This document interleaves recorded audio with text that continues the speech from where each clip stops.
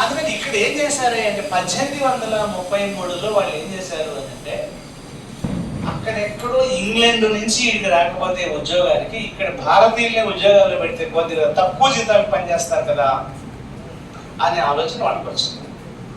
అయితే ఈ తక్కువ జీతానికి పనిచేయాలంటే మనకి ఏం రావాలా? ఇంగ్లీష్ రావాలి.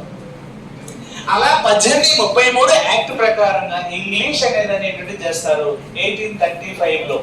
యాక్ట్ ఏమో 1833. అలా 1835లో English education was introduced by Lord Macaulay. ఓకేనా?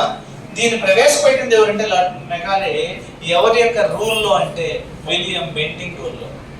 ఇప్పుడు మనం చదువుకుంటున్నాం కదమ్మా, ఈ చదువుని మెకాలే ఎడ్యుకేషన్ సిస్టమ్ అంటారు. అంటే అర్థం, ఇప్పుడు మీరు రాసేది మీరు ఓన్లీ ఆర్ఆర్బి ఎస్ఎస్ఏ కాదుగా, బ్యాంక్ క్లరికల్ కూడా. బ్యాంక్ క్లరికల్ అంటే క్లరికల్ విధానం, గుమస్తాగిరి విధానం అంటుంది. గుమస్తాగిరి విధానంలో నువ్వు పాలసీ మేకింగ్, డెసిషన్ మేకింగ్ తో నీకు సంబంధం ఉండదు.